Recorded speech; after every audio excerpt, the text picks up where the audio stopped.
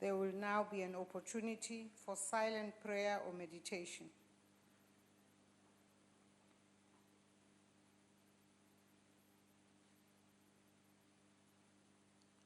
Thank you. Please be seated.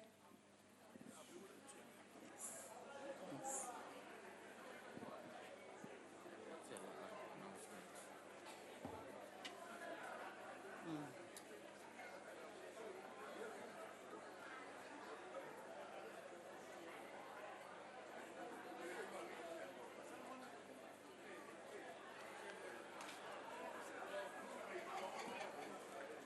Honorable members, before we proceed with today's business, I wish to make the following announcement.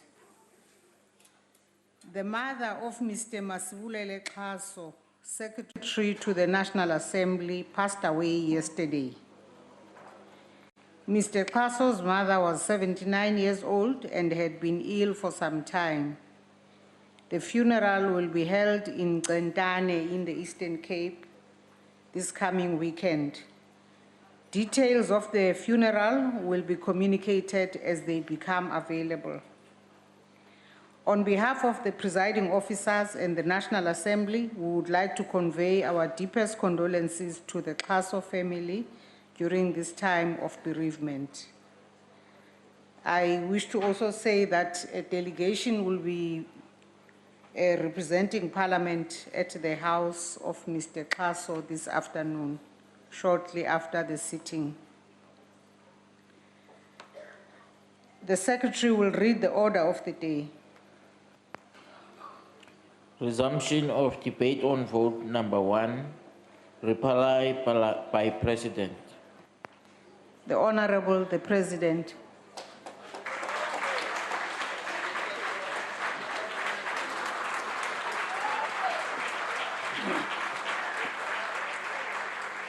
Thank you, Ba.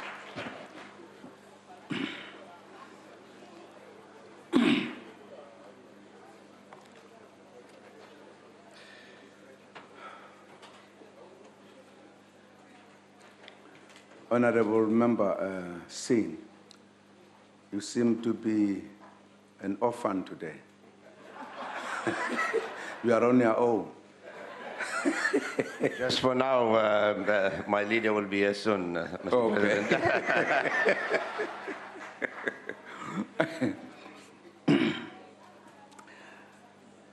Honorable Speaker, Deputy President, Ministers and Deputy Ministers, honorable members of the House, thank you for the opportunity to respond to the 2017 Presidency Budget Vote 1 debate. I wish to thank all honorable members for the contributions to the debate. Today is International Children's Day. On this day, we reflect on what is being done and what else we should do to protect, mold, and provide space for our children to grow into successful adults and citizens of the Republic. From 1994, as we were reminded by the Deputy Chief Whip, the democratic government has concentrated on making life better for our children, especially those from poor households. We started then with the provision of free health care for children from birth to 6 years. There is a host of other services provided for children in the country, from social grants to welfare services, free basic education to those who cannot pay, free meals at school, and subsidized early childhood development centers for almost 1 million children. We celebrate these achievements of our country today, while also noting the work we must still do to improve the lives of children in informal settlements and rural areas of our country. We remain fully aware of our responsibilities in this regard as a caring government. In fact, South Africans in general live a better life now, as outlined by many honorable members in their speeches yesterday. They now live longer due to improved medical care. There is improved and expanded access to basic and higher education. There is expanded access to water, electricity, housing, and many other basic services. We adopted the National Development Plan in 2012 as the socio-economic development blueprint to provide a roadmap for further work that we need to do as we build a better South Africa. Honorable Shenge, the NDP is definitely being implemented by all government departments.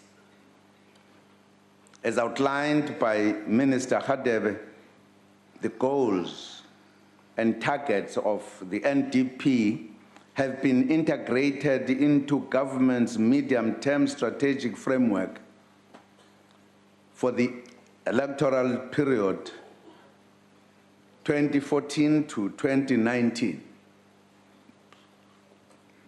So it is being implemented. We did not want to implement it as a standalone. We have infused it to the work of government, all departments. So that way, we can actually see all its elements being implemented. So I thought I should help to relieve your concern that indeed it is being implemented. Each government department has a program of action that is driven from the NDP. Thank you very much, Ndabezitha.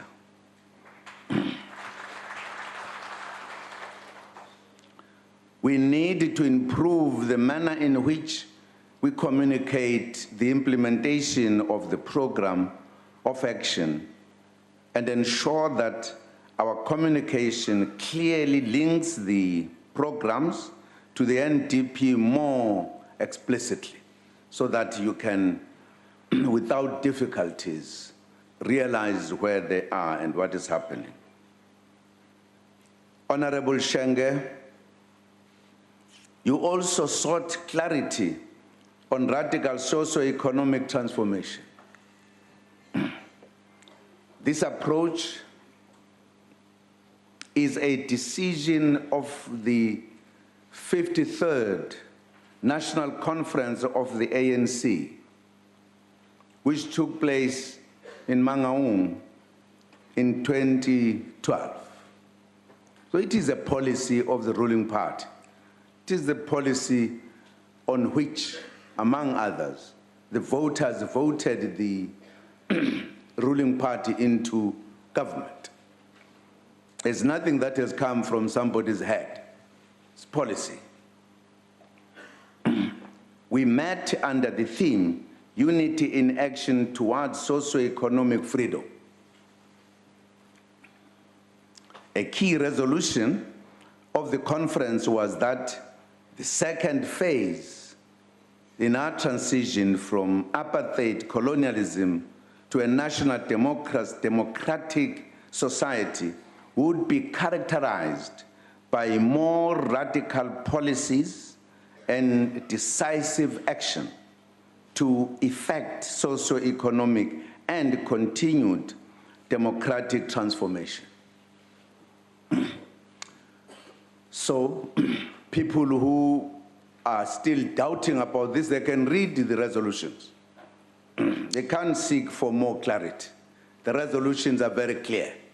And our duty as the government of the ANC is to implement that. In fact, we are late in implementing it. We ought to have implemented it in 2013, immediately.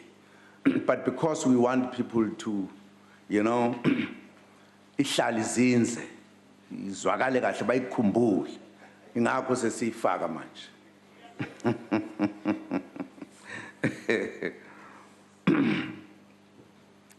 We put practical meaning to this program this year in the January 8 statement of the ANC with a direct call for radical socio-economic transformation in general and broadly, and an added emphasis on radical economic transformation.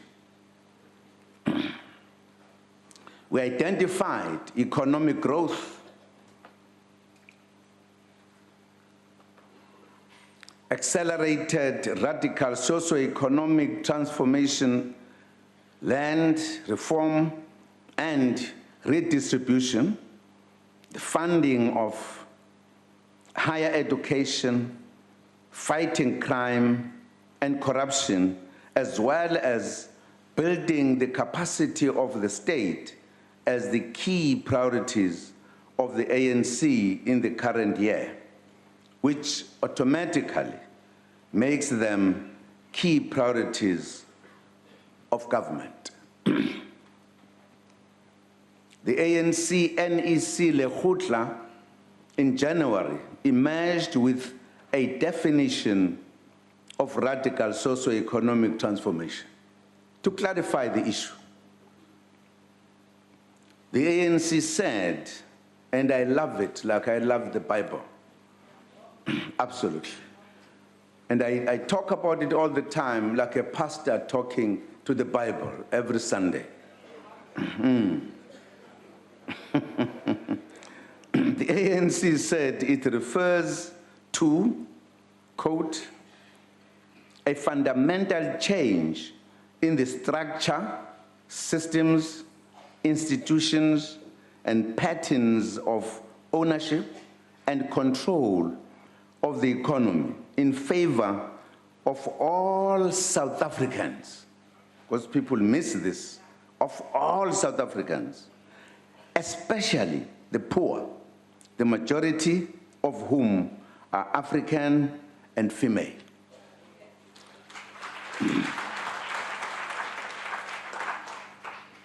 Very clear.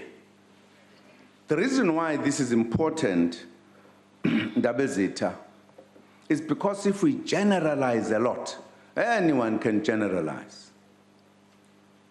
I think we've tried, because we wanted people to have this thinking, we are now saying exactly what is it that we need to do.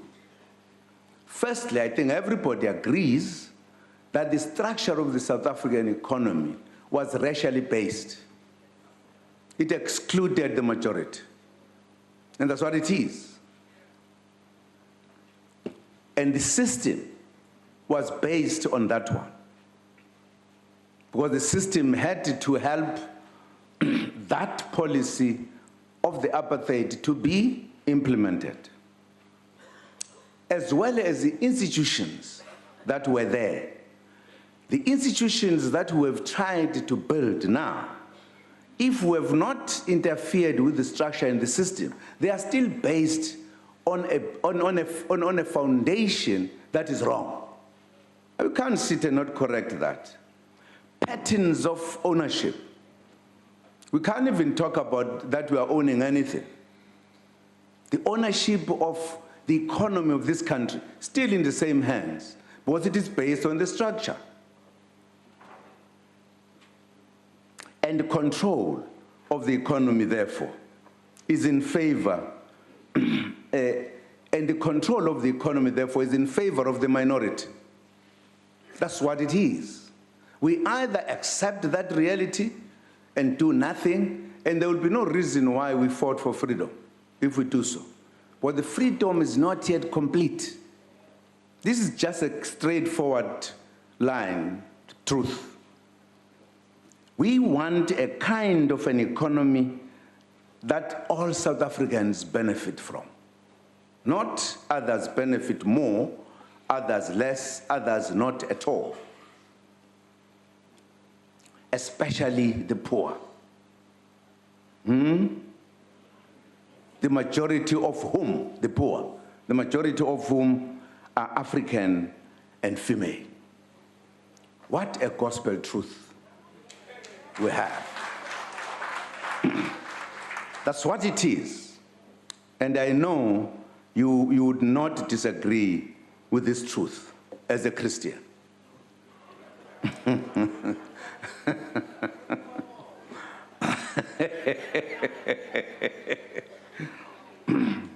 This is the definition that was provided in the State of the Nation address in February.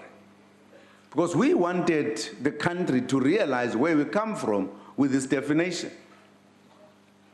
Is the correct one, justified, blessed, the truth, the only truth about the South African situation with regard to the economy.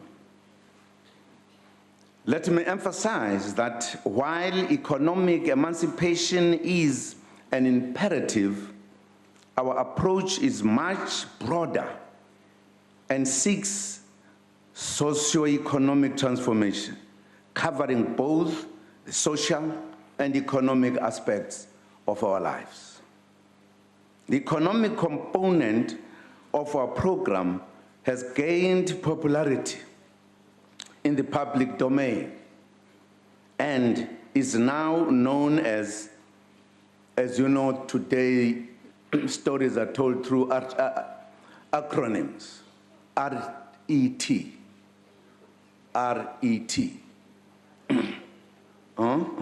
Robust economic transformation.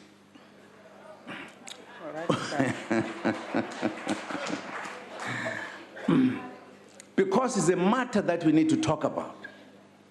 And South Africans should honestly accept this reality. Because it is. Because if we don't deal with these matters, I can tell you, we will stay for a long time with protests, people protest, and we who have everything wondering why are they protesting? There are no services to them. Why is there services to the neighbors? They've got no jobs. The question of us not having jobs, in fact, is a man-made problem in South Africa. It's a man-made, it's not a natural problem. It's a man-made. If you take the land of other people, take their rights, take everything, it's you, it's not somebody else above us. It's a man-made problem. And it needs men to correct it. That's what we are doing. If that makes other people feel bad about it, it's just unfortunate. Absolutely unfortunate. I thought I should help you because if need be, Sheng, I can come to the IFP to help you in the IFP to explain this. I will be ready to do so.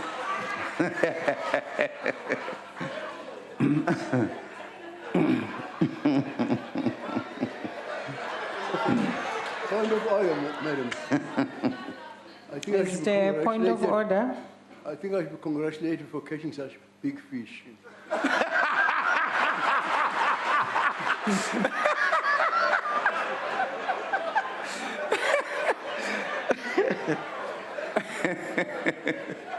Thank you. Ndabezitha. Sheng. Honorable Mayor, I heard others calling him DJ. DJ who do more dancing than the music. And yesterday, it's just a sorry that he's not here because he has become my friend. He loves laughing, I love laughing. And I was going to say to him, let us form a singing group. I can sing, he can dance. Then we can go together.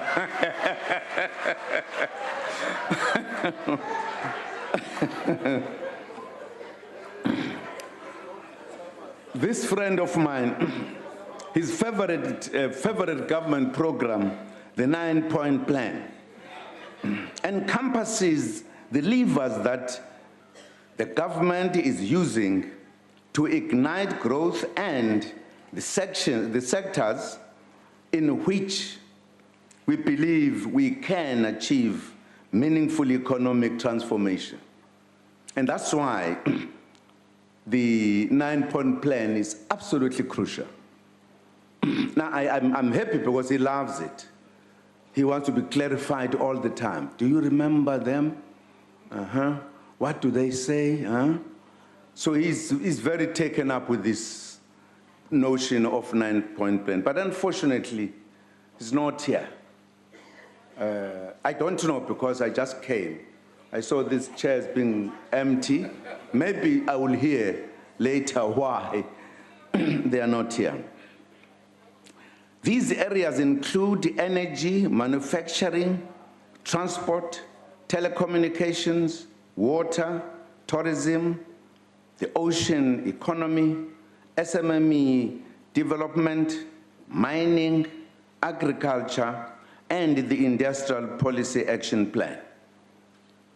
Therefore, the 9-point plan is our instrument that we are using to achieve radical socio-economic transformation. Honorable Fabs, indeed, there can be no sustainability in any economy if the majority is excluded.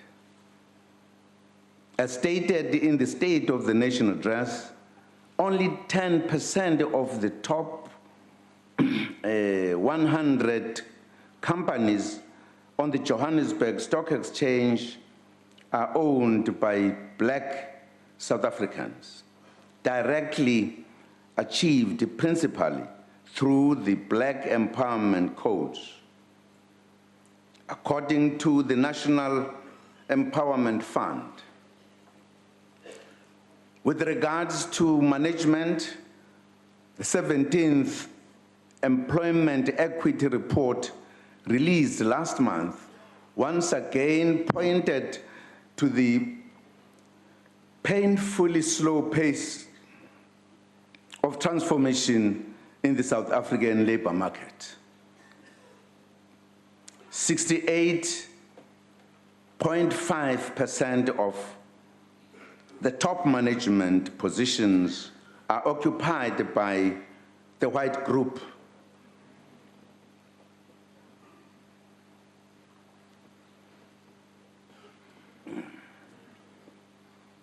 Honorable Member Baba Groenewald, fanele uzwe kahle lezi zinto as we go on ngoba uthe kufanele ngiphendule namhlanje. Africans are at 14.4%, Indians 8.9%, Coloureds 4.9%, and foreign nationals 3.4%. 58% of the positions in senior management are occupied by the white group. Africans 22.1%, Indians 10.6%, Coloureds 7.7%, and foreign nationals 1.4%. Njengohulumeni sifuna ukuphathwa komnotho kuguquke ngokusheshsha okukhulu. Kuyasikhathaza ukuthi umnotho usahleli ezandleni zabamhlophe namanje. Sithi ngalolu hlelo lokuguqulwa komnotho ngendlela ejulile nesheshayo akunikezwe abantu abamnyama amathuba okuba nezimboni nabo futhi babe namabhizinisi amakhulu. Sifuna banikezwe izikhundla ezinkulu zokuphatha ezimbonini, baphathe kubonakale ukuthi inkululeko ifikile ezweni.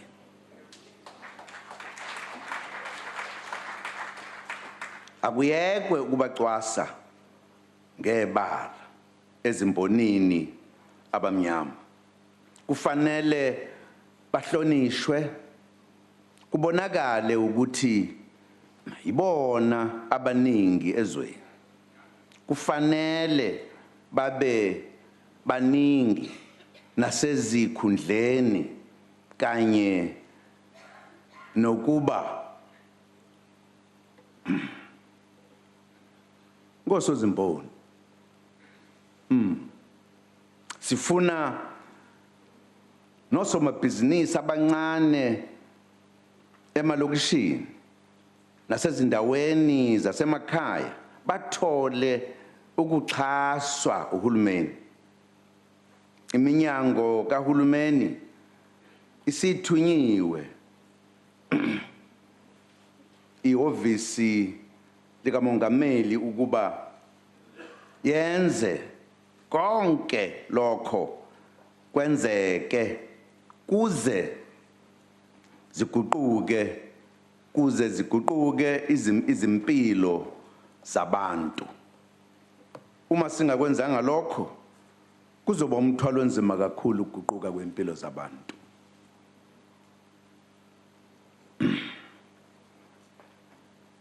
Honorable Kubisa and Honorable Swart, we agree with you that there should be an inquiry into the third state capture by the business community. The state capture is a big thing. It's not a small thing. It's a big thing. I think we now all agree we need to do it. And we can't pick and choose. We must do it generally.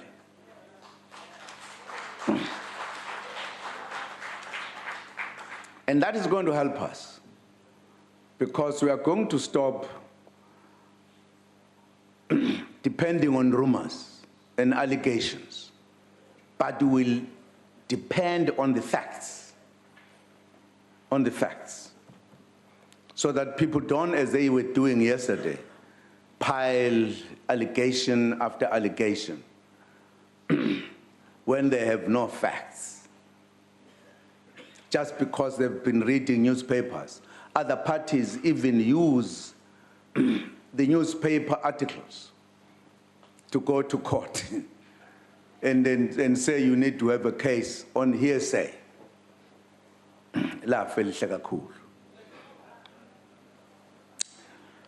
Honorable Mafu and Honorable Memezi outlined accurately the work of the presidency in leading and coordinating government work and in galvanizing society towards a common goal of building a united, non-racial, non-sexist, democratic, and prosperous society. These Imbizo and presidential Siyahlola programs, which are also supported by Honorable Gallo, are indeed important instruments as they enable us to meet our people regularly and obtain feedback on the work of government. The focus currently is the fight against crime, given the urgency and suffering of communities. We will soon visit Lusikisiki village in the Eastern Cape, where people live in fear of a vicious criminal gang called Amavondo,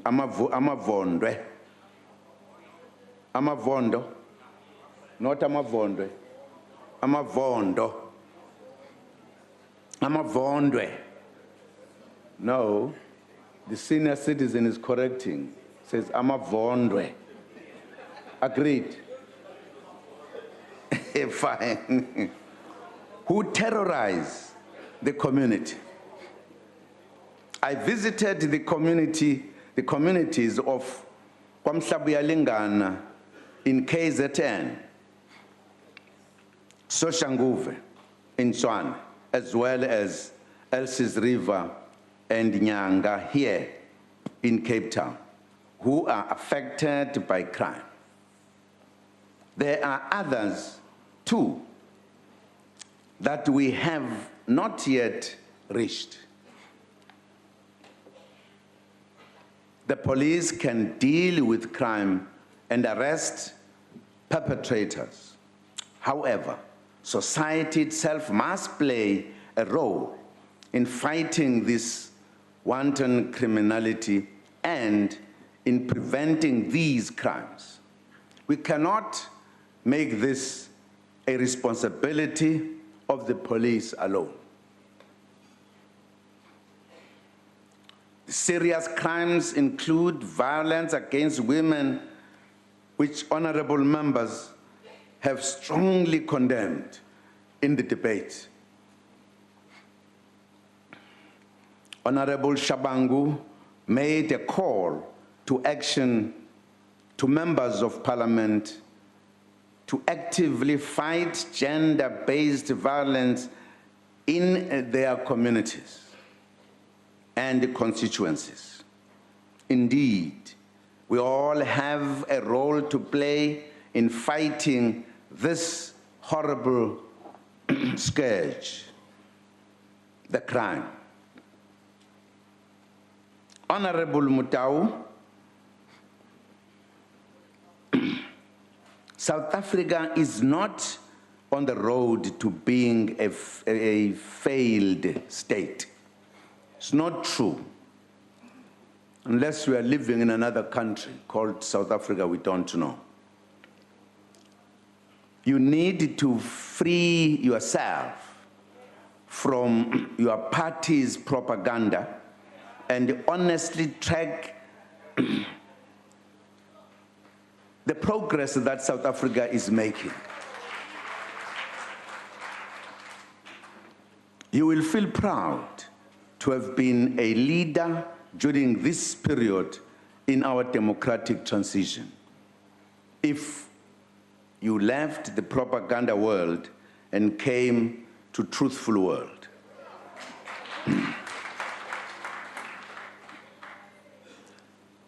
By the way, this is part of the problem. You have people who are elected by the people to be in parliament, to debate, to make laws, but who decide not to come to parliament. But they are here to say whatever they want. They don't even want to hear the response. They don't want to hear the response to the debate and questions. That tells you whatever you say, they are not listening. They are hooked and trapped by their own propaganda world, which they believe exists.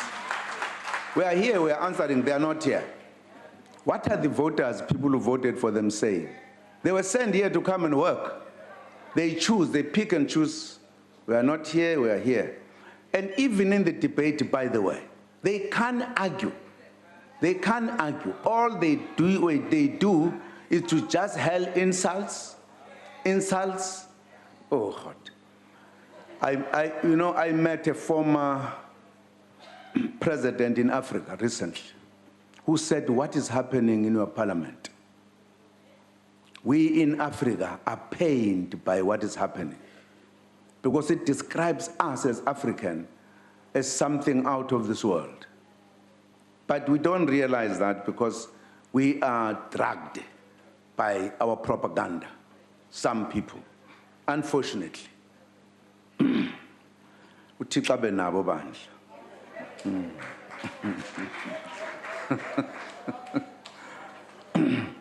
Honorable Gallo, you raise concern that the presidency may be fashioning itself as a mini regulator of other departments.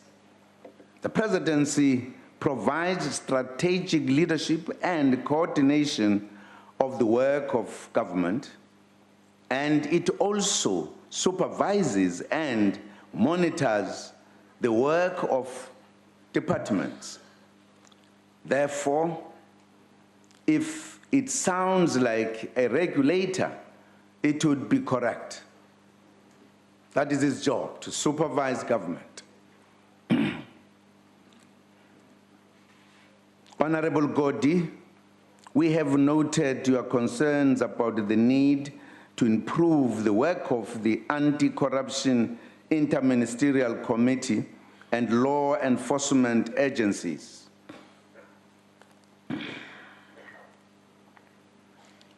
We also take seriously your concerns about the financial management challenges in government departments. We will continue to monitor these shortcomings at the level of cabinet to find solutions. A key aspect is to ensure that officials managing public finances are qualified and experienced, and also to ensure adequate internal controls.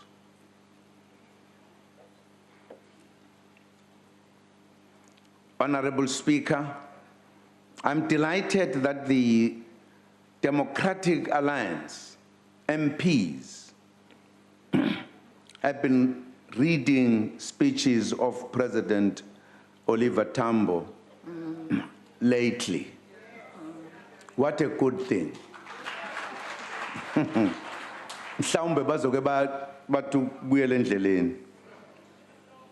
This means that our OR Tambo centenary campaign is effective. Absolutely. The forebears of the DA regarded OR as a terrorist and a danger to South Africa. Now that their young ones are changing, South Africa is changing.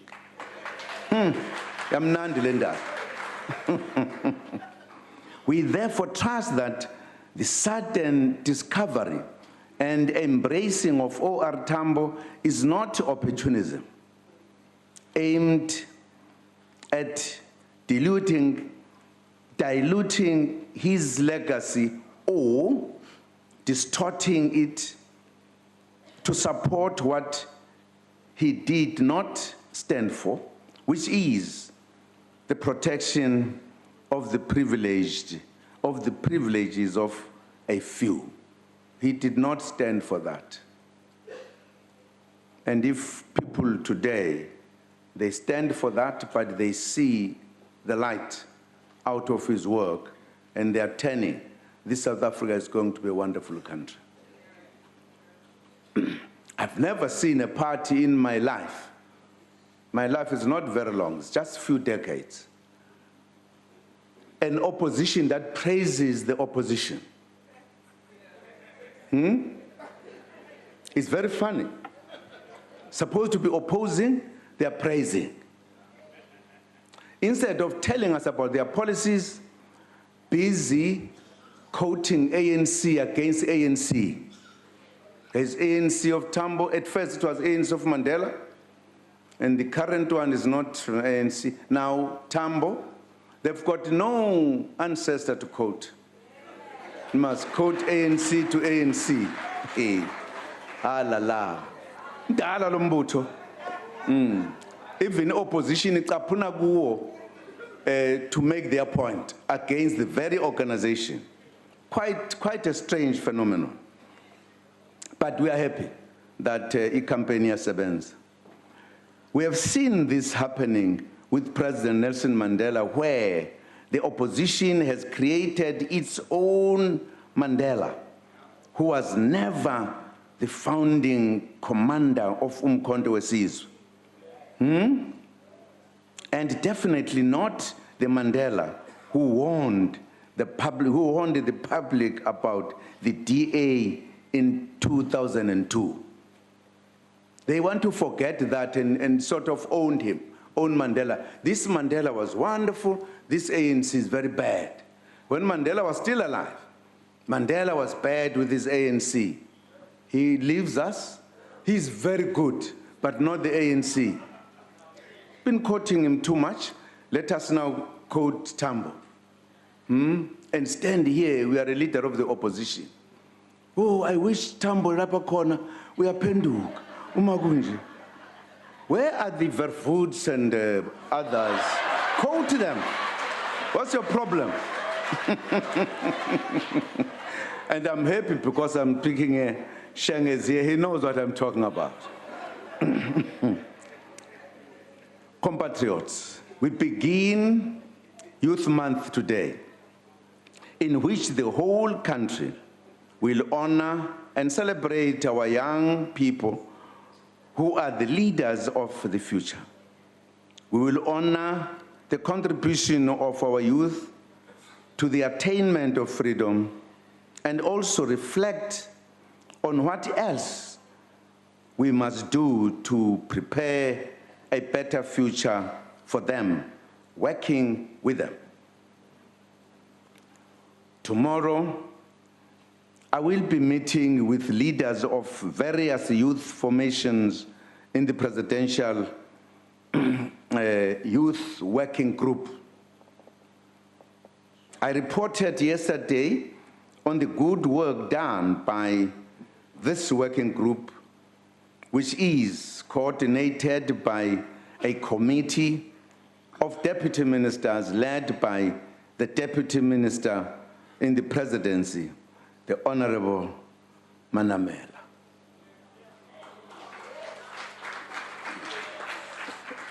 Uphi lo mfana?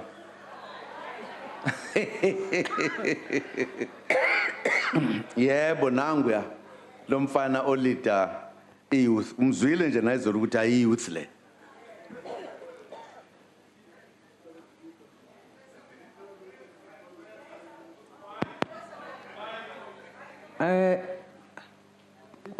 Is it parliamentary to call another member umfana? Uma kukhuluma abantu abadala kulungile ukuthi basibize abafana. Particularly if it is praising, you know, the young man.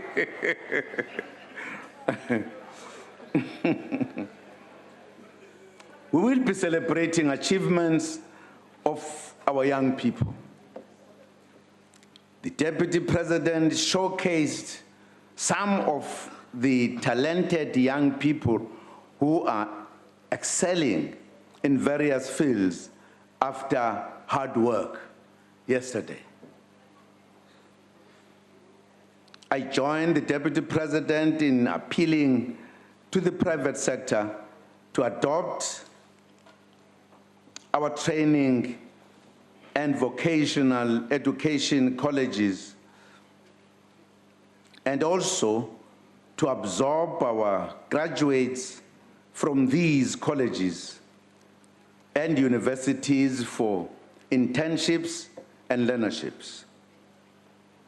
I think business would be playing an important role to do so. And I'm happy that this was said by the DP, because he has an experience in the business world. He knows they can do it. Absolutely. Yes. Fellow South Africans, Honorable Manamela's exposition yesterday was a strong call for the DA to break free from colonialism and from developing and implementing policies that seek to maintain the colonial and apartheid set up in a liberated, non-racial South Africa. That call was very strong, and I think it must have penetrated the minds. Such actions delay the socio-economic transformation of our country. They also derail the advance towards true national reconciliation in our beautiful country. Honorable members, let me join the Deputy President once again in wishing our Muslim compatriots well during the holy month of Ramadan.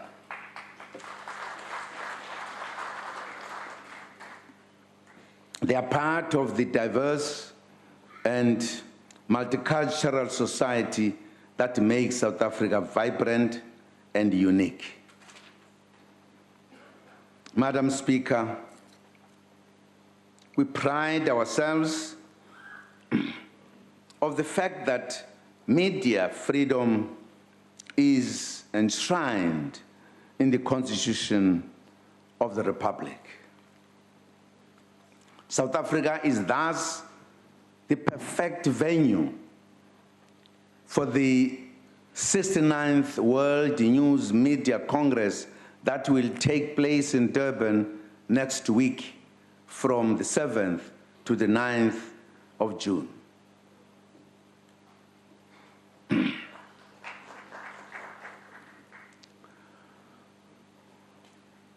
If South Africa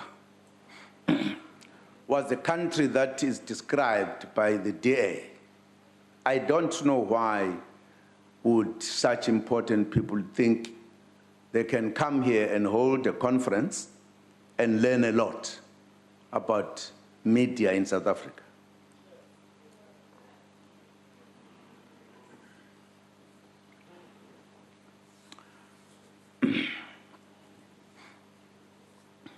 Media is free here. Nobody harasses it. They can say everything. It's real freedom here. That's why they choose to come here. Indeed, South Africa looks forward to hosting the publishers, editors, and the other practitioners from all over the world to our shores. We wish them all of the best with their deliberations on how to take the global fourth estate forward.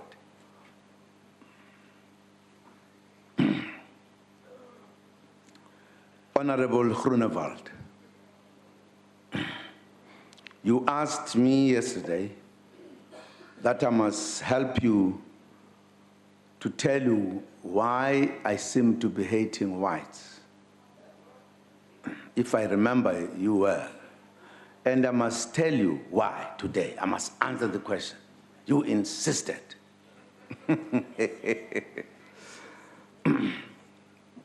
Now, you are a South African. I warned you some time ago that let us not discuss the subject. It's better, in my view. Because it's a subject that touches serious issues in this country. I'm a child of the ANC. Despite my history, the ANC taught me non-racialism, that I must be never racist, and I will never be racist.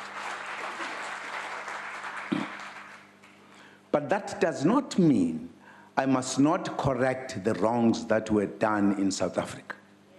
Otherwise, I would not have been a freedom fighter. Otherwise, I would not have been in the ANC. with its correct policies to help.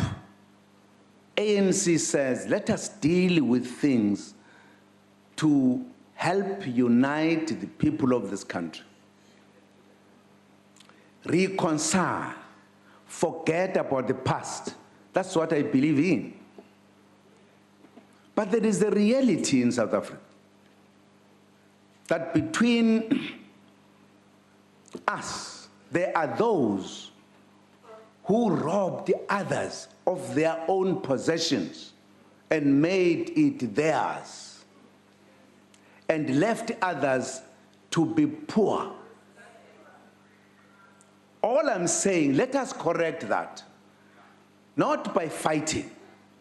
We fought many years ago, not by fighting, by talking, and I've emphasized, even if when I say the land must be corrected, and I've emphasized very deliberately within the Constitution and the law. I've never said anything that makes people to want to fight. Within the Constitution and the law. Some time ago, I was asked, are you going to do it the Zimbabwean ways? I said, no, this is not Zimbabwe, it's South Africa. We're going to do it within the law, within the Constitution. I've gone further to say, if we think we don't have a solution within that ambit, we will discuss. If we think we need to change the law or amend the law or the Constitution, it will come as a result of the discussion. Where is war there? Why do you think I hate the whites if I say so? You cannot have a situation where there are people who have got land, part of which they don't know what to do with, whilst other people have got absolutely not a single hectare. It must be corrected by the South Africans. What do I want the whites to do? Is to say, let us sit down and solve this problem and find an amicable situation wherein there will be no South African who has nothing when others have everything. That is the issue. And that is my position. That is the position of the African National Congress. It's as simple as that. You must look at the ANC as a very important organization that helped us to avert a calamity in this country by negotiating and saying, let us forget the past. That is absolutely true. If you think we need to discuss these matters, I think we are open to do so, with an aim to find a solution. We did not, for an example, want to stick to those points in the negotiation so that negotiations don't succeed. It was important to solve the political issues, but we have to solve the economic issues. We can't avoid it. Otherwise, I'll be dishonest. I'm not talking about myself, the Zumas, who suffered, who were removed from the Great Town rich area across the Tugela River. I'm not even going to talk about that. I'm going to talk about what can we do so that people can have, you know, I always say let us not discuss it, but you love it. You love it to come here to say, Zuma, here's the whites. I don't. I've got whites who are my comrades that I trust. I've worked with them. I've been in the trenches with them. The whites, I've been commanded by the whites in the war for freedom. I can't have that. I'm a Democrat in the true sense of the word. And therefore to have no fear. And if at all there was anyone who says, let us kill the whites, I will be among those who will protect and fight to defend you. That's a reality as a South African. So don't misinterpret my intentions and the intentions of my organization. It's as clear as anything. We want all South Africans to benefit from the wealth of this country, all of them, irrespective of color or history. You know, one of our leaders, Luthuli, when he talked about us to unite, he says, we must not look at the history as to where others came from. We are now here in South Africa. Let us solve our problems here. And that's what we need to do. It's not right. I'm just responding to you because it's not correct to put the situation as if there are people here who says, hey, even people who say, let us grab the land by force, we don't agree with. Well, that is not right. We are in a civilized country. We have accepted the fact that we had problems, let us correct them. What we cannot do is not to correct the problems, because that will cause a problem in future. That's what we must be discussing. And we are ready if there was a need for it. But we believe we have instruments in South Africa. Our constitution, our laws, this very parliament. We must be able to resolve those. We can't say when other people are saying we are dying and they are dying of starvation, we don't mind. No, we can't say so. So, if we need to talk a little bit more outside, I'm ready. And I could help. Agbare Young Speaker, can I say to the Honourable President, I accept the invitation, we can talk.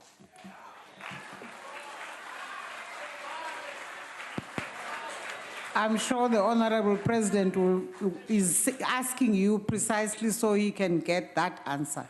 Absolutely agreed. Agreed, Honorable Kuneva. Thank you very much. Because we must reason, we must be realistic, we must deal with our problems. Thank you very much. Honorable Speaker, allow me to take this opportunity to thank Parliament for the successful departmental budget vote debates. They've been debated for weeks and weeks, all departments, that have now been concluded with vote 1, the presidency.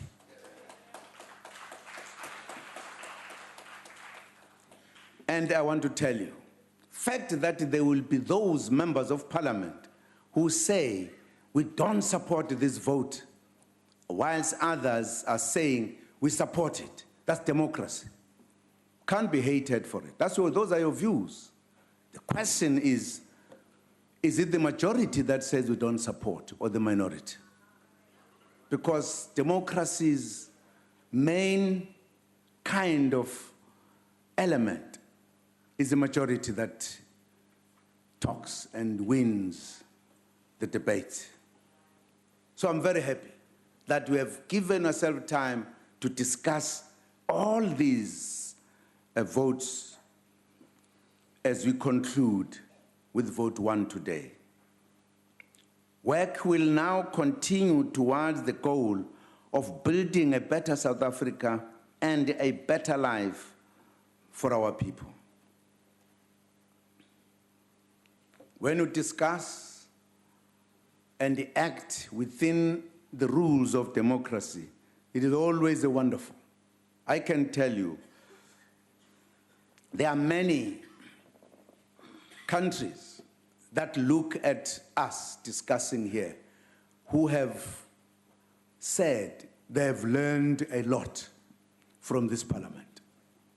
That's why they believe they have a right to complain when they think this parliament is not behaving accordingly.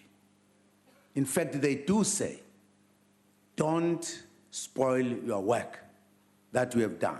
From the time we negotiated and solved a problem that many in the world believed would never be solved, the apartheid problem, and thereafter brought a constitutional democracy. And of course, all systems have got their own kind of difficulties as you go. You learn, you correct, you move. I think our behavior in Parliament has been taken to the extreme. And I think perhaps this is the third time that I'm repeating this. I think this Parliament must help itself. Have the rules, implement the rules. You will never go wrong. If you leave some unbecoming behavior. I saw some people here hitting people with helmets. Why do you allow people to come to Parliament with helmets? Which you have seen, they use them to beat up other people here. You need to correct those so that you remain a shining star as this modern constitutional parliament. Let me wish all our children a happy International Children's Day. I thank you, Madam Speaker. I thank the Honorable the President.